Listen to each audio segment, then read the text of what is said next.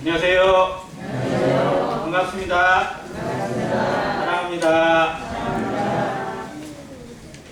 오랜만에 금투도 오신 것 같고 또 명절 지나서 그러니까 또 더 새로운 것 같긴 합니다. 말씀 시작하기 전에 간단한 예화 한 가지만 드리고 시작할까 합니다.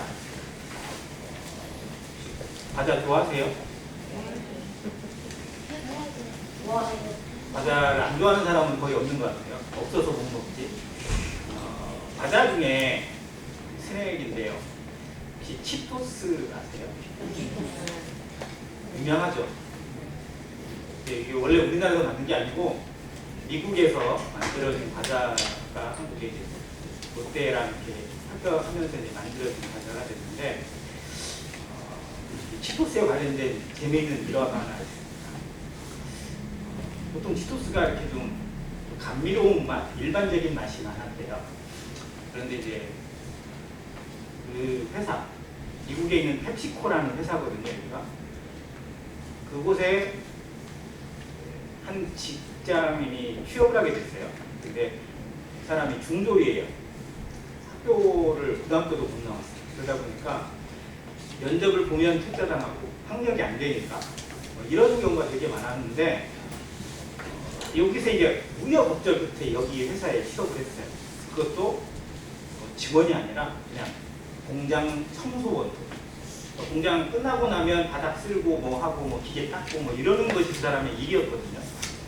근데 이 사람은 그 자리에 머물고 싶은 마음이 전혀 없어요.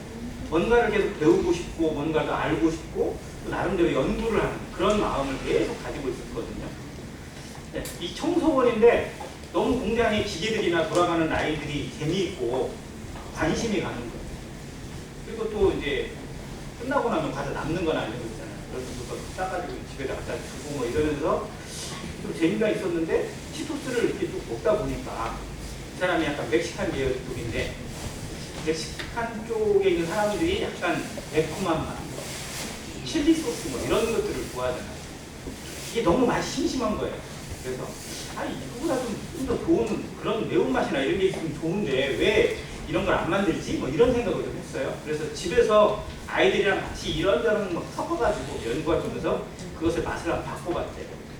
처음에 먹었더니 막 너무 매워서 못 먹겠고 뭐 어때서 못 먹겠고 이런 실패를 하다가 우연히 이제 배합을 해서 딱 했는데 애들이 딱 먹어보더니 뭐라고 해요? 매워. 너무 매워. 그런데 또 먹고 싶어. 이게 약간 이제 끌리는 맛이 된 거예요. 이게 가능성이 있겠구나 이 생각이 좀 들었어요. 그런데 자기는 직원도 아니고 뭐 과장도 아니고 청소원이잖아요. 뭔가 뭐 나이를 움직이거나 뭔가 아이디어를 낼 수 있는 그런 입장이 전혀 안 돼요. 근데 그거를 해야겠다는 생각이 계속 드는 거예요. 그래서 이제 거기에 있는 작업 반장한테 이야기를 했어요. 이런 지하에 거절당했어요. 그래도 포기하지 않고 또 다른 사람에게 얘기를 했어요. 그리고 자기가 만든 과자를 한번 보여줬어요. 먹어보라고. 이런 식으로 이제 계속 연구를 하는데 할 때마다 꺾이는 게 되게 많았어요. 그러다가 정말 이거를 바꾸려면 여기에 있는 공장에 있는 우두머리나 리더로는 안 되겠구나. 정말로 사장을 바꿔야겠다. 사장한테 내가 직접 이야기해야 되겠다 이 생각이 들었나 봐요. 근데 사장이랑 자기가 어떻게 통화를 해요? 근데 그 공장 안에 자기를 응원해주는 사람이 몇 명 있었어요. 이 사람이 사장의 전화번호를 어떻게 알아가지고 알려준 거예요. 그 공중전화 박스 가서 사장한테 전화를 했어요. 그리고 비서를 통해서 어떻게 빨리 좀 연결을 해달라고 하면서 마치 자기가 또 거기에 어떤 지위가 있는 것처럼 해가지고 사장한테 이야기를 했더니 사장이 무슨 말 같지도 않은 얘기를 하냐고 그러는데 계속 이야기를 하니까 그러면 내가 한번 그걸 먹어보겠다. 가져와 봐라. 사장한테 그걸 먹여봤어요. 사장이 먹어보더니 너무 맵다고 그러는데 조금 지나고 나니까 뭔가 당기는데 뭐 이런 느낌을 가진 거예요. 그러면서 이 라인을 한번 가동을 시켜봐라 라고 사장 지시가 내려왔어요. 그런데 라인을 바꿔가지고 이걸 만들었는데 문제는 뭐 해야 돼요? 이게 팔려야 될 거 아니에요. 근데 팔리려면 물건을 만드는 게 중요한 게 아니고 마케팅이 중요하잖아요. 홍보가 돼야 되고 광고를 해야 되고 이러는데 다른 부서의 임원들이 움직이질 않아요. 뭐 무슨 이상한 놈이 와가지고 뭐 이상한 공장 라인 바꾸고 뭐 제품을 만들었다고 하는데 도와줄 생각을 안 해요. 자기들의 입장만 그냥 고수하고 바꾸려고 하진 않아요. 이것 때문에 또 그냥 막 공장에 재고만 쌓이고 사람들이 다 길거리에 나앉게 생겼고 사람들한테 욕만 얻어먹어요. 왜 괜히 나서가지고 사람들 일거리 뺏고 공장 못 돌아가게 만들고 네가 우리 가족 책임질 거냐 막 이런 얘기까지 들으니까 너무 심해요. 기대가 이만큼 컸는데 너무 실망이 커져버렸어요. 그래서 난 안 되는가? 이 생각을 하고 있는데 옆에서 또 자기를 붙여주는 사람이 또 나와요. 아빠는 그런 사람 아니잖아. 포기가 없는 사람이잖아. 아내가 와서 당신은 이런 사람, 이런 남편 아니잖아. 포기하지 못하는 남자잖아. 왜 여기 이러고 있냐고. 이제 자기의 위치를 또 찾아요. 그래서 이 사람의 별명이 뭐냐면 불이 꺼지면 늘 다시 불을 붙이는 사람. 그러니까 포기하지 않는 거예요. 요즘 젊은이들이 흔히 하는 말들 TV에도 가끔 나오는데요. 중꺾마라는 단어가 있습니다. 왜 없지? 중꺾마 들어보셨어요?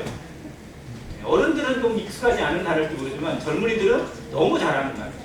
중요한 것은 꺾이지 않는 마음. 요즘은 말 줄여가지고 하는 말 좋아하잖아요. 근데 성경에도 그 말씀 구절이 그대로 있어요. 갈라디아서 6장 9절에 우리가 선을 행하되 낙심하지 말지니 포기하지 아니하면 때가 이름에 거두리라. 이 사람은 거기에서 꺾이지 않았어요. 포기하지 않았습니다. 그래서 이제 직원들을 설득을 하기 시작하는 거예요. 야, 우리가 여기까지 했는데 만들어놨지 않느냐. 나한테 이것에 해것에 여러분들 동의하지 않았느냐. 여기에 그냥 머물 거냐. 이거 끝이라고 봐야 되지 않느냐. 우리가 직접 홍보를 하자.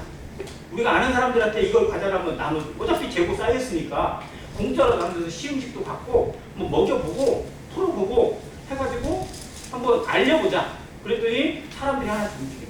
왜 어차피 만들어 놓은 건데 이거를 그냥 버리자니 너무 아깝잖아. 그래서 한 번은 해보자. 이런 바람이 불어서 이거를 막 전부 다 막 가지고 나가서 자기 아는 사람한테 연락하고 어디에 갖다 주고 사람들 모이는 데다 갖다 막 공짜로 주고 먹어보라고 하고 뭐 이런 식으로 뿌렸어요. 전 지역에 막 뿌리면서 홍보를 시작했어요. 그리고 나서 반응을 지켜봤어요. 근데 처음에는 매출이 올라가거나 이런 반응이 별로 안 보여요. 그런데 이제 다른 임원들이 거봐라 뭐가 된다고 뭐 이런 걸 갖다가 뭐 하냐 그래서 뭐 비웃고 있는 그 시점에 한 기한을 한 2주 정도 딱 잡았는데 한 열흘쯤 되는 시점부터 뭔가 그래프가 보이기 시작하는 거예요. 그러더니 2주가 딱 되는 시점에 기하급수적으로 매출이 팍 올라가서 정말 그 전 지역을 가장 섭렵하는 그런 과자가 되었어요. 그래서 나중에 사장이 잘 되는 것을 확인해보고 상황을 파악해봤더니 진짜 미리 잘 될 수 있었는데 자기가 따르고 있는 자기가 뽑은 임원들이나 흔히 머리깨나 있다고 하는 사람들이 뒷짐지고 있고 도와주지도 않고 아무런 관심도 갖지 않고 그냥 자기 앞가림만 가고 있는 그것 때문에 오히려 이런 상황이 됐다는 걸 깨닫고 임원 물갈이를 했어요. 그리고 이 공장 청소원에게 사장이 직접 스카우트 제의를 합니다. 당신을 이 지역의 마케팅 이사로. 그래서 이 사람이 입지전적인 인물이 돼서 이게 이사가 됐어요. 그 회사에 실제 실존 인물이고요. 리차드 몬테레스라는 사람인데 이 영화로도 만들어져서 상영이 되어졌습니다. 그 영상이나 그 내용들을 쭉 보면서 여러 생각이 들더라고요. 포기하지 않고 꺾이지 않는 것. 내가 정말 확신하고 또 내 마음 가운데 정말 어떤 확신을 가지고 있는 일에 현실은 그렇지 못하다 할지라도 그것을 포기하지 않을 수 있는 여지가 과연 어디에 있습니까? 성도들도 정말 너무 많이 꺾일 때가 있고 현실이 너무 아플 때가 있고 왜 나한테는 계속 이런 일만 생기는지 요즘 들어 참 아픈 분들이 너무 많고 원치 않는 일로 병원에 입원해서 치료받는 분들이나 수술하거나 이런 분들이 참 많아요. 그런 상황을 보면서 참 이게 어떤 물음일까 어떤 뜻일까 다 알 수 없습니다. 그런데 중요한 건 꺾이지 않는 마음인 것 같아요. 어떤 상황이 오더라도 우리가 믿는 하나님은 변치 않는 것이고 우리가 믿고 있는 성경의 말씀과 언약도 변하지 않는 겁니다. 중요한 건 내 마음만 흔들릴 뿐이에요.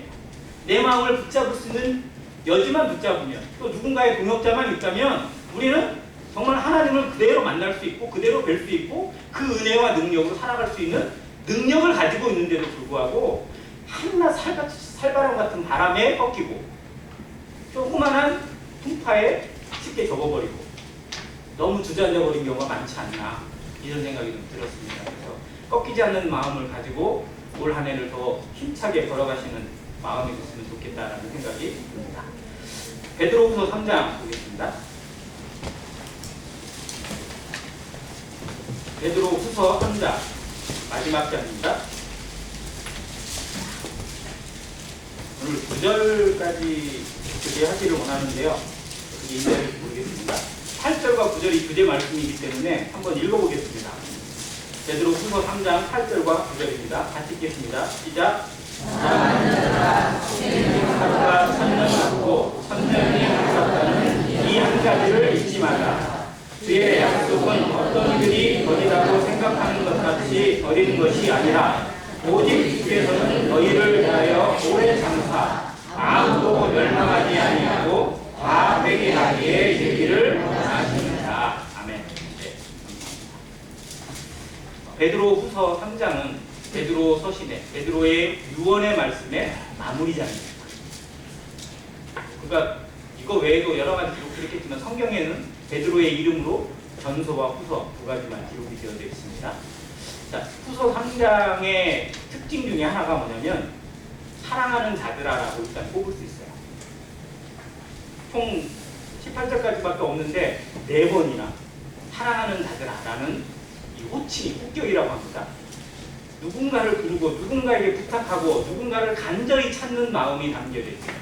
1절에 담겨있고 8절에 담겨있고 또 14절에 담겨있고 또 17절에도 이 말씀이 그대로 담겨져 있습니다.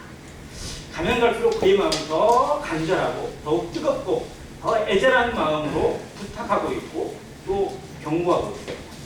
우리에게 주님께서 마지막 때가 다가오는 이때에 어떠한 마음으로 부탁하실까? 주님의 부탁을 우리는 얼마나 간절함으로 듣고 있을까 한번 생각해 봤어요. 하나님의 말씀을 들을 때마다 하나님의 말씀을 배우고 교제하고 묵상할 때마다 우리에게 뜨거움이 있는지 우리에게 그 말씀 앞에 정말 내 마음을 내려놓고 자백하고 회개하고 그리고 그 말씀에 감동되어져서 아 정말 그렇습니다. 주님이 정말 오실 때가 되었고 나에게 기회를 주고 계시고 이 하루가 내게 정말 은혜라는 사실을 정말 절감하면서 세월을 아끼는 마음으로 살아가고 있는 성도인지 아니면 말씀은 그렇지만 저는 그냥 여전히 이렇게 살아가겠습니다 라는 정말 동떨어진 모습으로 살아가고 있는 내 모습은 아닌지 한번 생각해 보겠습니다. 사랑하는 자다. 베드로 사도가 이 노사도가 죽음을 앞두고 성도들을 향해서 남겨져 있는 후배들을 향해서 얼마나 간절함으로 부르고 있는지를 느껴보는 그런 단어입니다. 자, 1절입니다. 사랑하는 자들아 내가 이제 이 둘째 편지를 너에게 쓰노니 이 두 편지로 너희의 진실한 마음을 일깨워 생각나게 하여. 자, 이 본문에 대한 말씀을 두 번째 편지라고, 둘째 편지라고 기록을 했습니다. 그래서 어떤 사람은 둘째 편지에 대해서 별 말이 다 나와요. 앞에 1절과 1장과 2장을 첫 번째 편지고 3장이 두 번째 편지라는 말도 안 되는 해석이긴 합니다. 자, 여기는 결말이에요. 자기가 쓰고 있는 내용의 최종 결말이고 지금까지 쓴 모든 서신이 이 두 가지 편지를 쓴 이유가 뭔지를 설명해 주고 있는 거예요. 그러면서 이 두 가지의 편지가 너희에게 무엇인가를 역할을 하길 바라고 너희들의 마음을 일깨워 주길 바라고 너희들의 마음이 정말 주님의 말씀 앞에 굴복되기를 바라는 마음으로 이걸 쓴 거예요. 그래서 둘째 편지는 이 후서를 얘기하고 앞에 쓴 첫 번째 편지가 전서인 것을 우리가 알 수 있습니다. 이 전서나 후서나 다 같은 맥락이고 시대적인 차이도 별지 않습니다. 그 의미가 뭐냐? 무슨 목적이냐? 여기 나와 있어요. 너희의 진실한 마음을 일깨워 생각나게 하기를 바라는 거예요. 진실한 마음.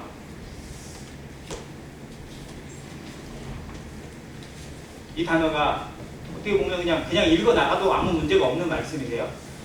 우리에게 진실한 마음이 일깨워지기를 바라는 거예요. 주님이 우리에게 말씀을 주시고 하나님이 성경을 우리에게 보여주시는 이유가 우리 안에 있는 이 진실한 마음이 깨어지기를 바랍니다. 일어나기를 바라고 회복되기를 바라시는 거예요. 그렇다면 거꾸로 생각해보면 성도들도 이 진실하지 못한 마음으로 사는 때가 있다 없다. 구원 받았어도요 하나님 앞에 살아간다고 하면서도 진실되지 못한 위선적이고 거짓된 모습으로 살아갈 때가 있다 없다. 있다는 겁니다. 이것이 끼워져야 말씀 앞에 이게 끼워져야 되고요. 하나님의 마음을 알아간다는 것이 바로 그거예요. 하나님이 정말 나를 얼마나 사랑하는지를 우리가 다 압니다. 너무 쉽게 고백하고 너무 감사를 드려요. 그런데도 내 마음의 진실이 아닌 위선으로 포장된 것으로 하나님께 드리려고 하고 내 삶을 있는 그대로 하나님께 보이는 게 아니라 뭔가 감추면서도 세상에서는 그렇지 못하면서도 마치 그런 것처럼 살아가고 있다면 주님 앞에 아무것도 아니에요. 사람은 어떨지 모르지만 사람은 외모를 보니까 외모밖에 못 보니까 그것을 어떻게 칭찬해주고 격려해줄지 모르지만 주님 앞에는 정말 지푸라기밖에 안 돼요. 낙엽처럼 정말 풀처럼 먼지처럼 그런 모습으로 아무런 기억도 안 될 수 있는 그런 주님께서 그렇다고 우리를 막 애정하게 내치거나 그러실 분은 정말 아니겠지만 정말 우리 마음의 양심이 이 선한 양심이 깨어지고 그게 확인되어지고 그게 회복되지 못한다면 하나님 앞에서 살아가는 게 아니라 사람 앞에 살아가게 돼요. 호람네오라는 단어를 저는 참 좋아합니다. 우리가 사는 신앙이 내가 살아가는 신앙 세상에서 살아가고 사람들을 만나고 살아가고 사람 속에서 살아가지만 결국 보이지 않는 하나님을 항상 앞에 모셔놓고 하나님이 내 인생을 살피고 계시고 주관하고 계시고 이끌어 가신다는 그 마음을 우리가 잊지 말아야 할 것입니다. 베드로가 원하고 있는 것이 뭐냐면 그 마음을 회복하기를 바라는 거예요. 성도들의 마음이 그 진실한 마음 속에서 회복되어지고 하나님 앞에서만 살아가는 모습으로 회복되는 모습. 즉 다른 어떤 것에 흔들리지 않고 사람에게 보이려고 살아가는 것이 아니라 정말 청결한 믿음으로 살아가길 원하고 있습니다. 디모데 전후서에 보면 사도 바울이 자기 아들 같은 디모데에게 이것을 많이 표현해요. 착한 양심, 청결한 믿음. 이 생각을 한번 해요. 착한 양심, 청결한 믿음, 청결한 양심으로 살아가는 인생들의 모습인지 아니면 정말 뭔가는 좀 있어 보이는데 정말 그게 너무 유선적이고 가식적이고 그리고 겉과 속이 다른 이중적인 모습들 자체가 세상을 지배하고 있습니다. 이게 성도 안에 내 안에는 없는지 내 속을 파고 들어가는 모습은 아닌지 정말 속은 그렇지 못하고 속은 여전히 그러면서도 겉으로는 웃고 있거나 정말 내 마음에 있는 것 그대로 하나님께 보이지도 못하면서 기도한다고 흉내내고 있는 것은 아닌지 정말 우리 마음이 하나님과 어떻게 통해져 있는지 이것을 회복하는 것이 신앙의 기본이라고 생각해요. 이 시대가 정말 사람들을 가면 쓰게 만들어요. 한두 개가 아니에요. 가면이. 여러 개의 가면을 막 만들어 놓고 필요에 따라서 가면을 바꾸고 살아가는 세상의 모습이에요. 그래서 여기서는 이런 모습으로 저기서는 저런 모습으로 언제든지 변장이 가능하고 언제든지 변신이 되는 그런 그걸 마치 능력인 것처럼 만들어요. 그러나 성도는 정말로 하나님 앞에 진실한 마음으로 그리고 변하지 않는 그 뜨거운 몸으로 하나님 앞에 심판받고 하나님께 평가를 받는 모습으로 살아가는 이 양심이 회복되는 단계를 점검해야 됩니다. 우리에게 이 말씀이 정말 우리 안에 하나님 앞에서만 이루어지는 이 청결한 양심과 깨끗한 믿음으로 서게 되는 그런 시간이 되길 간절히 바랍니다. 이걸 생각나게 합니다. 그러면서 뭐냐면 거룩한 선지자들이 예언한 말씀 또 주 되신 구주께서 사도들로 말미암아 명하신 것 이건 구약에 있는 말씀과 신약에 우리 앞에 기록된 말씀들이에요.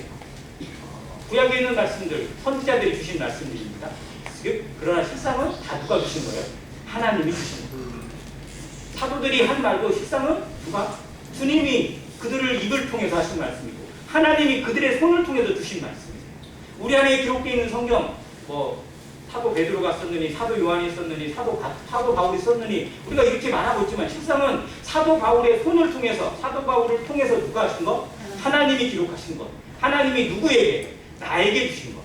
사도 바울이 그것을 에베소 성도나 빌립보 성도에게 썼고 빌레몬에게 썼겠지만 실상은 이 시대의 나에게 지금 살아가는 나에게 2000년대 마지막 시대를 살아가고 있는 안엠교회 성도들에게 하나님이 직접 해주시는 말씀으로 들을 때 그것이 생각나게 됩니다.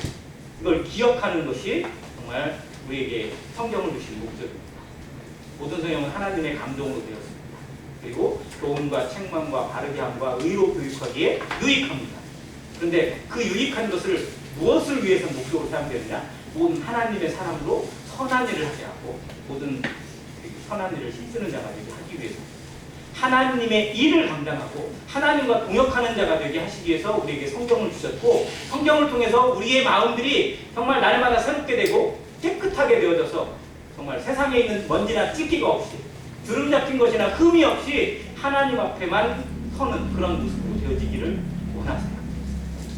그러니까 완벽한 자가 된다는 게 아니에요. 아무런 죄도 없고 흠도 없고 도덕적으로 깨끗한 완전주의자가 되자는 의미가 아니라 하나님 앞에 늘 자신을 살펴야 된다는 겁니다.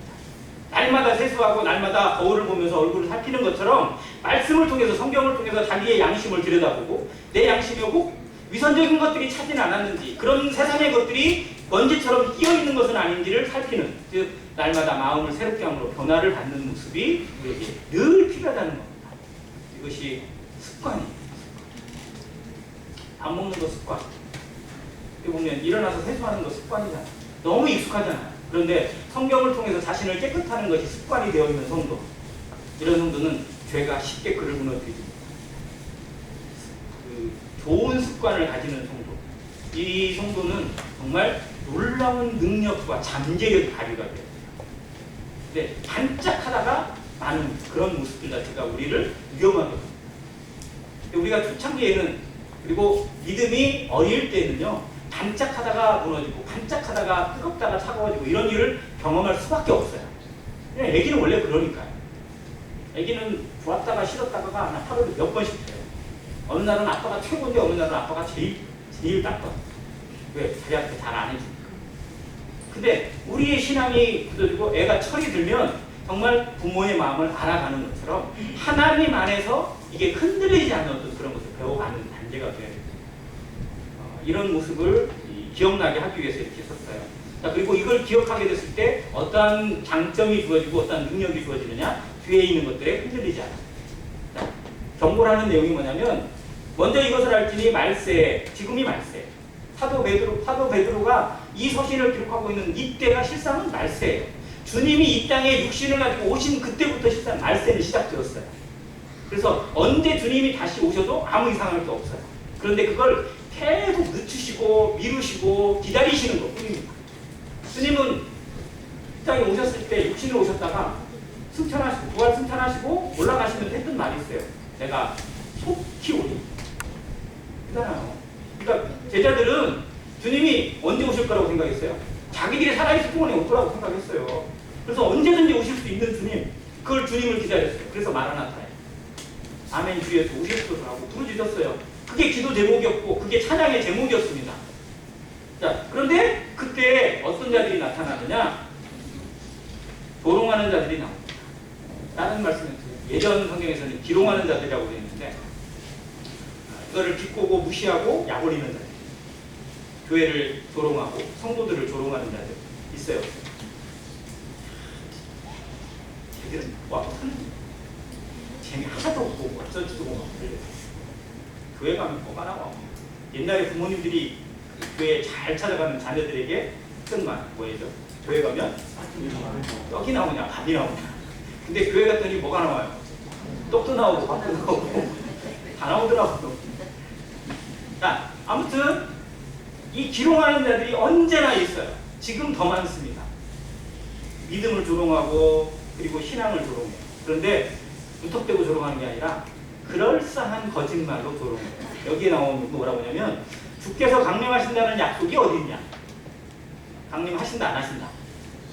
안 하신다 이거예요. 야, 원 그런 일이 어디 있어? 뭐 말 같은 일. 지금이야 어제나 뭐 어제도 안 했고 오늘도 안 했는데 뭐 주님이 오시고 세상이 어떻게 된다고? 무슨 말 같지도 않은 소리를 하고 있어. 그러면서 아무 일이 없다는 거예요. 뒤에 나와 있잖아요. 조상들이 장수로부터 만물이 처음 창조될 때와 같이 그냥 있다. 뭔 세상이 뭐 뒤집어지고 새하늘과 새 땅이 어쩌고 하는 말들 말짱 거짓말이다. 뭐 이런 식으로 그냥 하는 사람들이 믿는다고 하는 사람들 중에 있어요, 없어요? 있어요. 누구예요? 지금 재림 뭐 새하늘과 새 땅이 없다. 이 땅은 그대로 그냥 있을 것이다. 뭐 이렇게 주장하는 이단 누구예요? 여호와의 증인이에요. 그러니까 이런 모습이 그대로 지금도 2000년이 지난 지금도 그대로 있어요. 더 공용하게. 자기들은 잘 믿는 것처럼. 실상 근데 핵심은 똑같아요.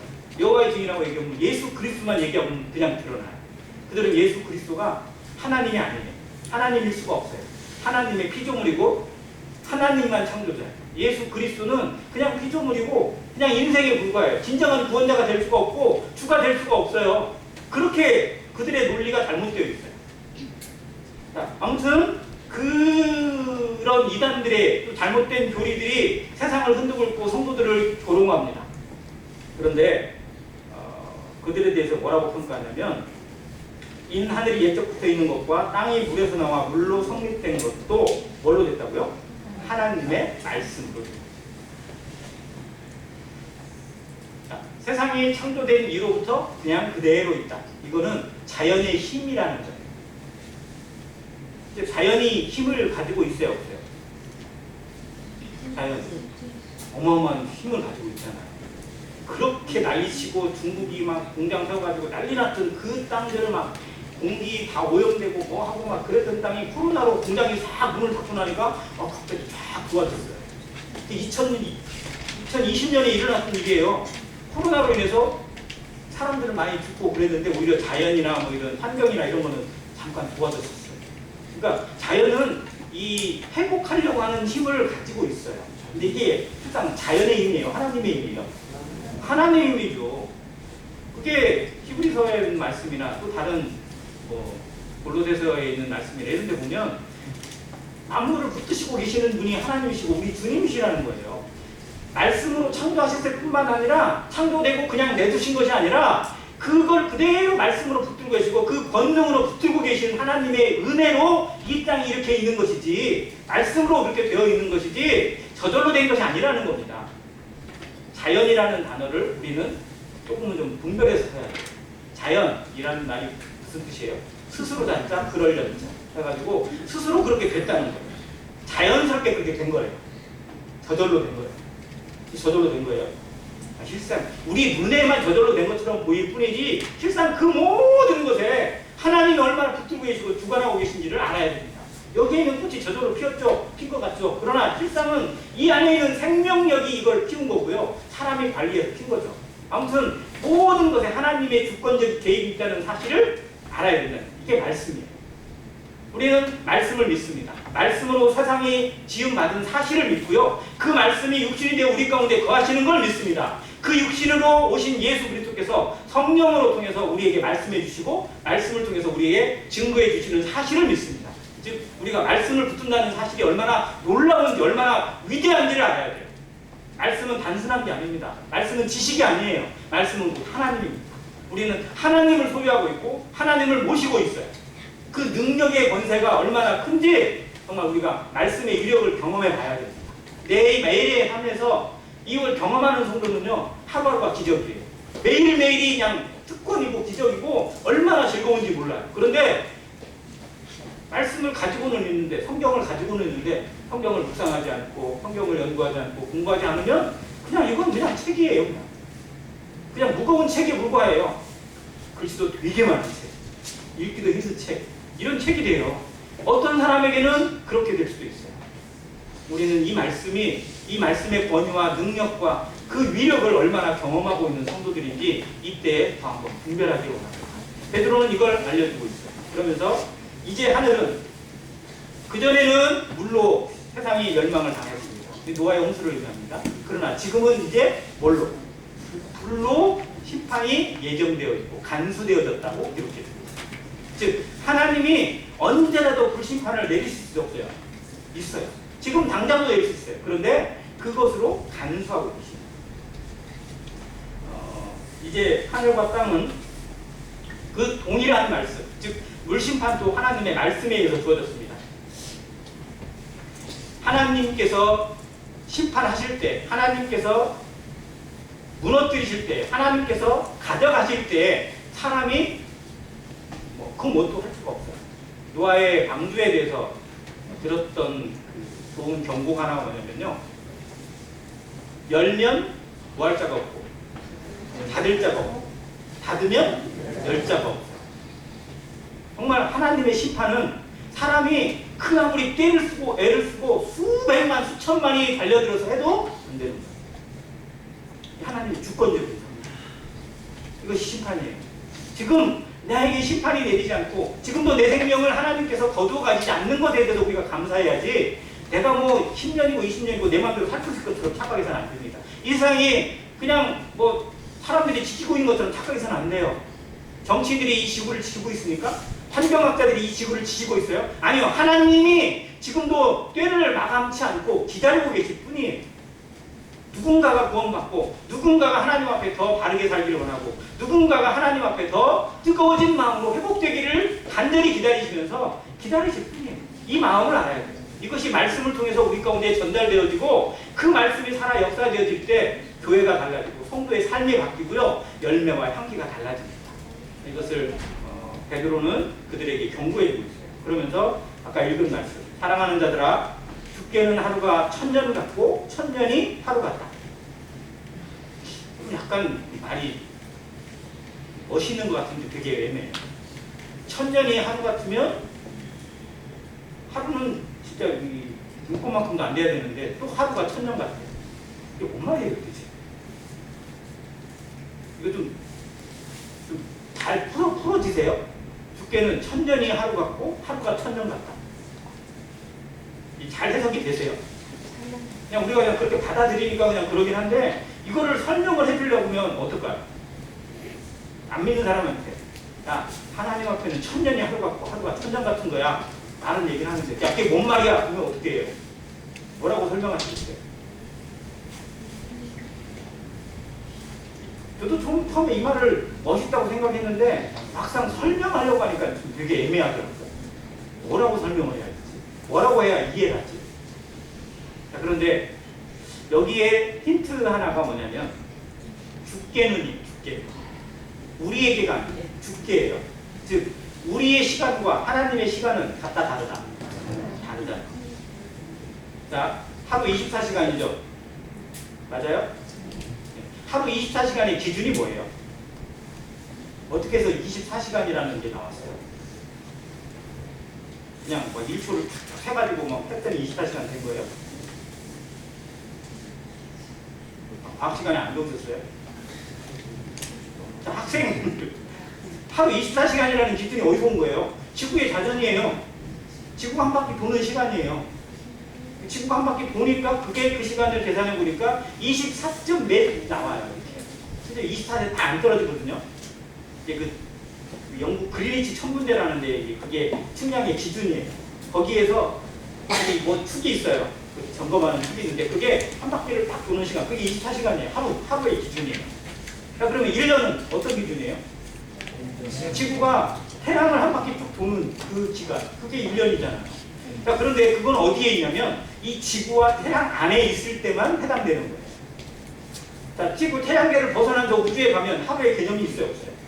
없어요. 시간 개념이 없어요. 바뀌어요. 완전히 달라져요. 자, 옆에 있는 이 지구하고 좀 가까운 데 있는 행성이 뭐 화성도 있고 저 금성도 있고 그러는데요. 조금 멀리 가볼게요. 저 목성. 태양계의 위성 중에 제일 크게 목성이잖아요. 자, 그럼 목성은 자전을 할까요, 안 할까요? 관심 없잖아요, 그거. 자, 목성도 자전을 합니다. 그리고 목성도 공전을 해요. 자, 그러면 얘들의 시간은 지구하고 같아요? 완전 달라요. 그러니까 이 지구 안에만 있어요. 우리는 이 지구 안에 머물러 있기 때문에 이 시간의 지배를 받는 건데요. 하나님은 지구 안에 계신 게 아니잖아요. 우주 만물을 주관하시고 우주 만물을 통치하시는 분이잖아요. 그분에게는 이 시간의 개념이 없어요. 우리는 이걸 시간으로 계산하고 시간으로 나누지만 하나님에게는 이 시간적 개념이 지배되지 않고 시간의 개념에 존재하지도 않아요.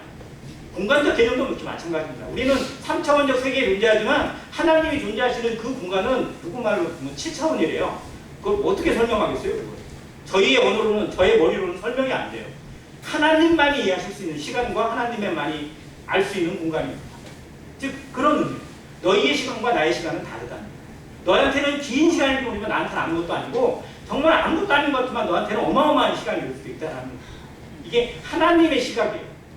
그래서 성경에서 이 시간, 때를 가리키는 단어가 둘로 나눠져 있어요. 우리의 시간, 인간의 시간들, 이런 걸 표현하는 단어가 크로노스입니다. 때라는 단어.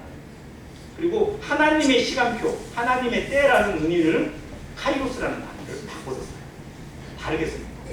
그래서 이 부분이 우리 가운데 인식되어져서 하나님에게는 그럴 수 있구나. 하나님은 시간의 지배를 받는 분이 아니니까. 우리에게 맞춰져서 이거 시간을 허락하실 뿐이지 하나님에게 시간적 개념이 존재하잖아요. 그게 영원이에요. 영원은 어떻게 뭘로 표현하겠어요? 우리의 언어는 영원히 표현이 안 돼요. 아무튼 그것이 하나님의 뜻이고 하나님의 시간, 하나님의 세계입니다. 그 세계를 말로 표현하다 보니까, 말로 우리가 알아먹을 수 있는 글로 표현하다 보니까 이렇게밖에 표현이 안 돼요. 주께는 하루가 1000년 같고 또 1000년이 하루 같은 거예요. 이해돼? 이해 안 되는 거예요. 근데 이해 안 되는데 그렇게 받으라고. 이걸 머리로 이해하려면 진짜 머리가 컴퓨터 이상 돼야 됩니다. 우주를 알아야 될 거 아니에요. 우주의 세계가 어떻게 돌아가는지를 알아야만 이게 이해가 되는 거잖아요. 하나님의 영역이나 하나님의 시간을 우리가 어떻게 알 수 있어요? 이건 풀어내고 싶어도 풀 수가 없는 겁니다. 이거를 기억하라는 거예요. 하나님께는 그런다.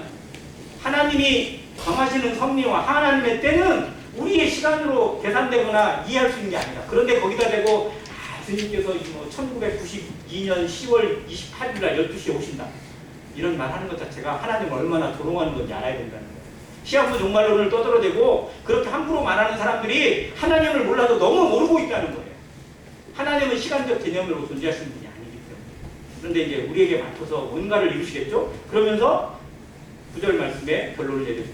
주의 약속은 주님이 다시 오시겠다는 약속, 세상의 마지막을 선포하시고 불로써 세상을 다 가두시고 소멸하시는 그때가 반드시 있다 없다. 있다는 겁니다. 주의 약속은 어떤 이들이 더디다고 생각하는 거죠. 하도 안 오니까 안 오실려나 보다 이렇게 생각하는 사람이 있어요 없어요? 우리 중에는 있을까요 없을까요? 우리 중에도 있는 거예요. 또 어떤 분은 또 기도를 살짝 그렇게 해요. 주여 지금 말고요. 누가 그렇게 기도하냐면요. 갓 결혼한 신혼부부 아니면 이제 고등학교 딱 힘든 고등학교 졸업하고 대학교를 딱 들어간 학생. 주님이 내일 오신다 그러면 좋아할까 안 좋을까? 오시긴 오셔야 되는데요. 좀 이따 오세요. 저 좀 놀고요. 저 좀 재밌게 보내고요. 근데 우리의 기준이 아니라는 사실은 우리도 너무 잘 압니다. 그게 얼마나 우스꽝스러운 건 너무 잘 알아요. 그런데 주님이 기다리시고 주님이 더디 오시는 이유가 무엇인지 그걸 알아야 돼요. 정말로 뭐 때문인지. 오직 주께서는 너희를 대하여 오래 참으사. 얼마나 오래 참으셨는지 지금도 참고 계시고 얼마나 많은 사람들의 그 죄악과 또 위선과 거짓을 참고 계시는지. 그 중엔 불신자들, 안 믿는 사람들, 거역하는 자들은요 어떻게 보면 주님의 눈에 들어오지도 않아요. 어떻게 보면 정말로. 근데 진짜로 주님 마음에 안타까운 사람들은 믿는다고 하는 성도들, 교회가 정말로 주님 안 오실 것처럼 주님이 오시든지 말든지 그냥 내 마음대로 살아가고 있는 이런 모습에 대해서 어떻게 참고 계시고 기다리고 계십니까? 이게 정말 주님의 사랑입니다. 우리를 위해서 얼마나 오래 참고 계시는지 기억해야 됩니다. 나를 얼마나 참고 계시는지. 만약 주님이 안 참고 한 15년 전에 오셨다. 한 20년 전에 오셨다. 그럼 어떤 일이 벌어졌을까요? 우리 가운데 정말로 그냥 막 일을 가고 있을 사람들이 많이 있잖아요. 그러니까 지금 오신다. 지금 오시면 좋을 수도 있지만요. 지금 오시면 일을 갈 사람도 있어요, 없어요? 있어요, 분명히 있어요. 성도들 중에도 일을 갈 사람이 있고요. 안 믿는 사람들 중에 교회를 다녔던 사람들이나 또 복음을 들은 사람 중에는 정말 억울해서 일을 가는 사람들이 분명히 있을 수밖에 없습니다. 그런 사람들을 안타까워하시면서도 그들을 위해 기도하는 어떤 성도의 기도를 주님께서 차마 거절하지 못하시고 지금도 때를 마감치 않고 기회를 주고 계시는 사실에 우리가 하나님의 마음을 조금이라도 알아야 해요. 이게 우리가 성경을 배우는 목적 아닐까요? 우리가 이 교훈을 듣고 이런 말씀을 배우는 이유가 이거 아닐까요? 우리가 지식을 좀 더 알고 이 성경이 어떻고 언제 기록됐고 이걸 알기 위해 중요한 게 아니잖아요. 하나님의 마음이 무엇인지, 하나님이 이 글을 기록하시고 우리에게 보여주시는 이유가 무엇인지 그 뜻을 알고 분별하고 거기에 순종되어지는 게 진짜 성경을 공부하는 목적입니다. 이것이 우리 가운데 잘 심겨져서 정말 아까 얘기한 것처럼 진실한 마음, 또 다른 말로는 착한 양심, 청결한 믿음이라고 번역을 했습니다. 우리에게 이것이 회복되어져서 정말 사람에게 보이고 누군가에게 보이는 믿음이 아니라 하나님 앞에서 하나님께서 우리의 바로 앞에 계시고 여기 계시고 우리와 늘 함께 계시는 분이라는 사실을 늘 잊지 않고 살아가는 안행교회 성도 되시기를 바랍니다.